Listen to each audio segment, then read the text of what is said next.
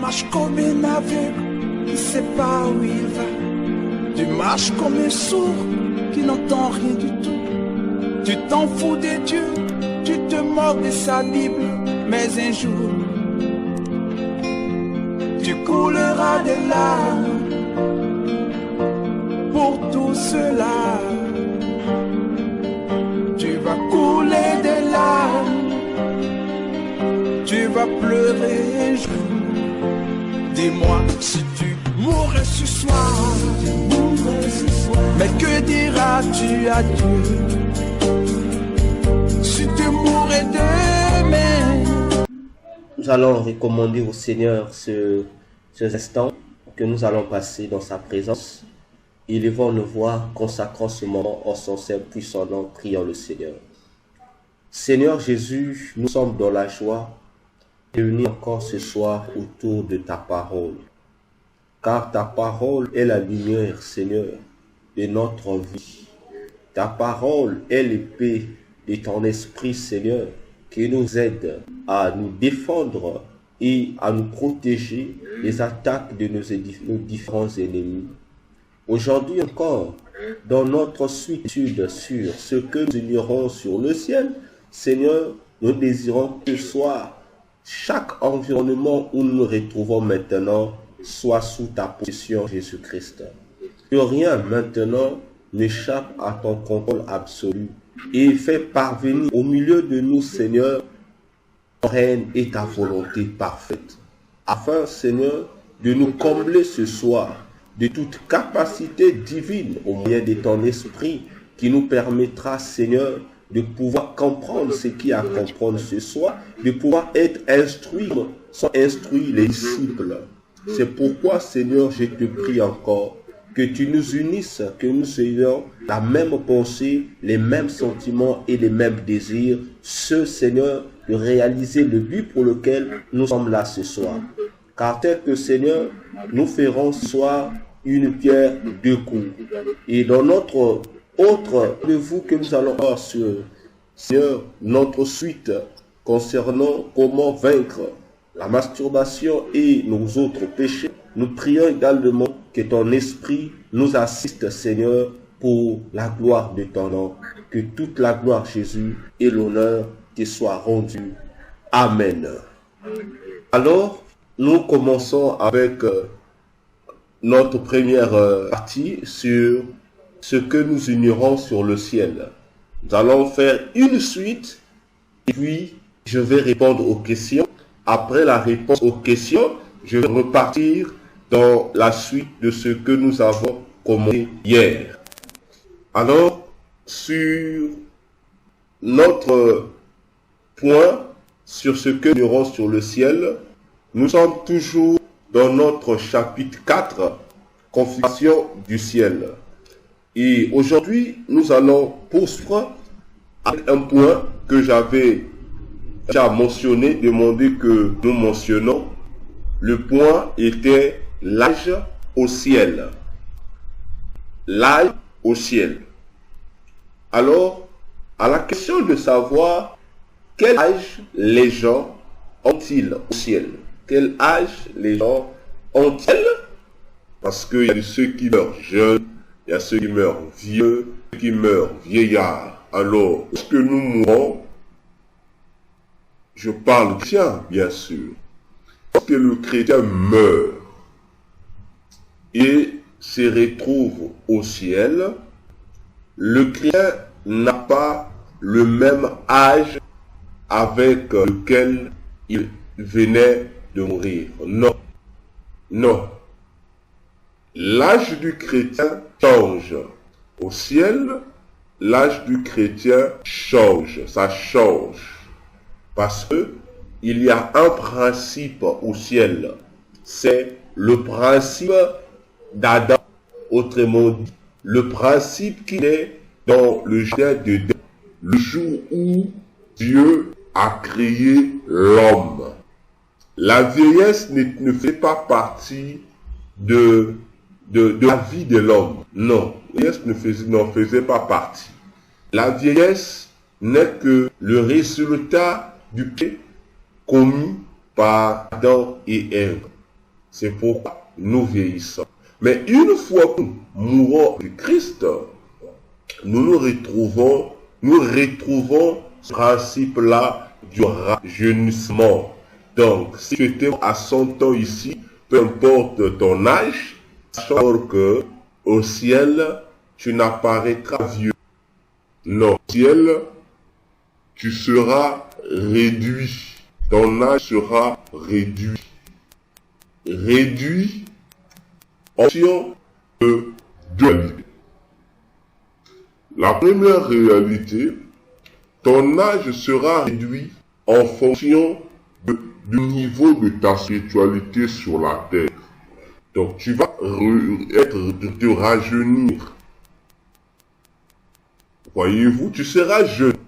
Mais l'âge que tu vas avoir là-bas dépendra du niveau de ta spiritualité, autrement dit, du niveau de l'intimité que toi, tu avais vis-à-vis du Seigneur Jésus. Ton âge va diminuer à partir de là. Parce que tous nos niveaux spirituels sont mesurés. Ainsi, lorsque tu mourras, selon la manière dont tu as entraîné ta vie spirituelle avec Christ, c'est cette manière qui va te permettre d'être jeune conformément à cette dimension-là. C'est la première dimension parmi les principes des âges dans le ciel. La deuxième dimension, c'est que au ciel, personne ne dépasse l'âge de 30 ans. Personne ne dépasse l'âge de 30 ans. Donc, le dernier, il faut appeler l'âge. Donc, tu vas croître. Dès que tu atteins 30 ans, c'est là. Ton âge s'arrête là, 30 ans. Voyez, pourquoi ce principe de 30 ans? Donc, là-bas, pour que tout le monde soit uni, c'est le même âge. Celui qui sera petit va croître jusque le dernier degré de l'âge, c'est l'âge de 30 ans. Ce principe est intervenu quand? Le principe est intervenu au ciel, c'est lorsque Jésus est remonté au ciel. Lorsqu'il est remonté au ciel, c'est de là que ce deuxième principe fut établi dans le ciel. Pourquoi 30 ans? Eh bien, parce que c'est à cet âge de 30 ans que notre Seigneur a commencé son ministère sur la terre. Ainsi, le ciel a pris ce principe-là et a établi ça comme le dernier âge que quelqu'un du ciel doit avoir. Donc, dès que tu évolues, lorsque tu as 30 ans, ça veut dire que tu as atteint la perfection. Tu as atteint l'âge de la perfection. Tu as la perfection dont on parle. Tu as atteint cet âge de la perfection. C'est le Jésus qui a un âge, je ne parle pas des anges ici, je parle des humains. C'est le Jésus a un âge avancé. Parce que, contrairement à ce que nous pensons, que Jésus serait mort à l'âge de 33 ans, qui est faux. Jésus est mort à l'âge de 34 ans. Il est mort à l'âge de 34 ans. Parce que la Bible déclare, si Jésus commence son ministère à l'âge de 30 ans, il a eu 3 ans et demi de ministère. Et il est mort dans la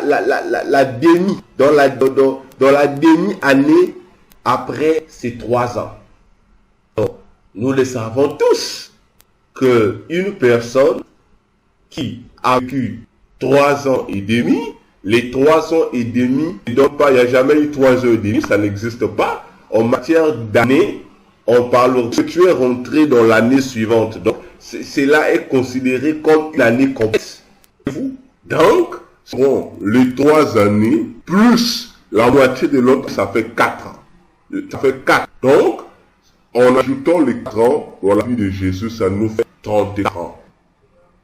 Voyez-vous? Alors, selon ce principe, lorsque tu meurs, peu importe l'âge que tu avais sur la terre, au ciel, ton âge sera réduit par rapport à la dimension de ta perfection au ciel. Parce que au ciel, ce qui sera continuel, c'est quoi? C'est la perfection du jour au jour. Nous serons perfectionnés du jour au jour.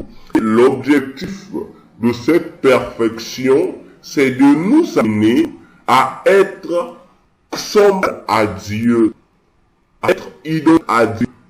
Voyez-vous?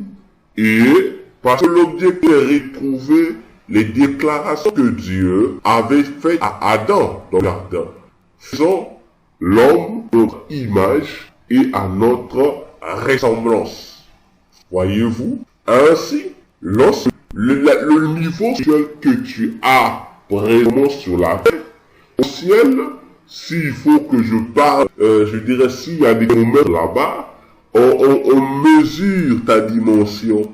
Et le niveau que tu as reflète je dirais comment je peux appeler ça? Le degré de perfection que tu viens d'atteindre. Voyez-vous? Donc, ton niveau spirituel reflète le niveau de la perfection que tu as atteint aux yeux de Dieu. Alors que tu viens arriver là. Et tu vas poursuivre ta croissance, tu vas poursuivre ta croissance jusqu'à ce que tu vas atteindre le rêve de ton temps. Et dès que tu atteins ton temps, ça veut dire que tu as la perfection. Tu es le temps perfection. Tu ne tombes plus, mais tu as atteint la perfection. Et au-delà de la perfection, tu vas vivre ce qui est au-delà de la perfection. Voyez-vous? Et c'est ça le fonction de l'âge que les gens ont au ciel. Tous, vous allez atteindre la limite de 30 ans. Et vous arrêtez là. Et s'il faut dire, la supra-perfection qui va arriver là-bas, ça c'est autre chose que le Seigneur va me permettre de comprendre. Voyez-vous?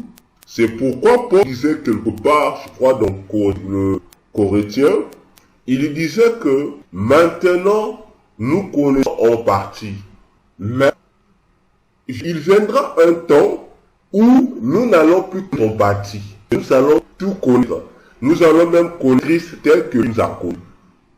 Voyez?